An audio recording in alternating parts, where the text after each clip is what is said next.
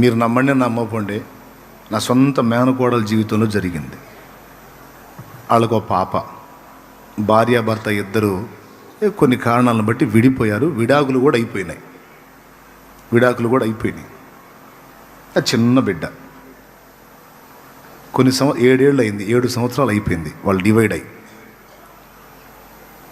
ఆ బుడ్డది పసిబిడ్డ ఉన్నప్పుడు విడిపోయారు. దానికి 7 సంవత్సరాలు దాటినాయి. మరి 7 ఏళ్ళు అంటే మరి వాళ్ళ లైఫ్లు బాగుండాలి కదా, తల్లిదండ్రుల చింత. మరి ఆ పిల్ల జీవితం ఏంది మరి అన్నట్లుగా ఆలోచించి నన్ను కదిలిచ్చారు. మరి అమ్మాయికి మరి విడాకులు అయిపోయినాయి కదా, అమ్మాయి లైఫ్ ఏంది, వాళ్ళ కుమార్తె మనోరాల సంగతి. నేను దాని దగ్గరికి పిలిచా, బుడ్డదాన్ని, వాళ్ళ అమ్మని కాదు కూతుర్ని పిలిచా. దగ్గరికి తీసుకొని, అమ్మా మీ నాన్న మిమ్మల్ని వదిలేశాడు, 7 సంవత్సరాలు అయిపోయింది, మిమ్మ ఒంటరిగతిగా ఉంది, నువ్వు పసిబిడ్డవి. మరి మిమ్మ జీవితం ఏంటమ్మా, మరి ఏదన్నా ఆలోచన చేద్దామా అన్నా. అంటే నేను ఇష్టపడి కాదు, దాని మైండ్ తెలుసుకోవాలని అడిగాను. నిజంగా దేవుడే దీనికి సాక్షి. అయితే ఆ చిన్నది నా దగ్గరికి వచ్చి కన్నీళ్లతో అన్నది, మేనగోడలు కూతురు అంటే నేను దానికి తాతనే, అక్క కూతురు అన్నమాట. తాతయ్య మా డాడీ వస్తాడు తాతయ్య అంది.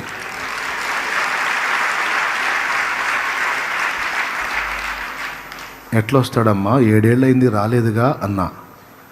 కా తాతయ్య నేను రోజు ప్రార్థన చేస్తున్నా, మా డాడీ వస్తాడు.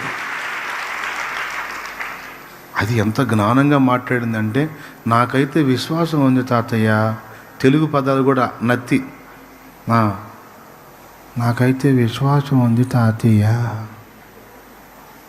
మా డాడీ వస్తాడు అంది. ఇక నేను ఫ్యామిలీకి వెళ్ళి చూశాను. దాన్ని దగ్గరకు తీసుకొని కన్నీళ్లతో, యేసయ్యా ఈ చిన్నదాని విశ్వాసాన్ని నువ్వు సిగ్గుపరచవు. ఈ పసిబిడ్డ వీసుమంతా కూడా లాజిక్ పట్టించుకోకుండా, వీసుమంతా కూడా అనుమానం లేకుండా ఇది పలికిన ఈ మాట నువ్వు విన్నావు, నీ సన్నిధిలో వినబడింది. యేసు నామములో ఇదే జరుగునుగాక అని దాన్ని ముద్దు పెట్టుకొని ఇక ఆ ప్రస్తావన ఇక ఎత్తల. అనతి కాలంలోనే మరి ఆ బిడ్డతో దేవుడు మాట్లాడాడు. ఆ పిల్ల తండ్రితో తను కదిలించబడి భార్యాభర్తలు ఇద్దరు వచ్చి మాట్లాడుకొని కలుసు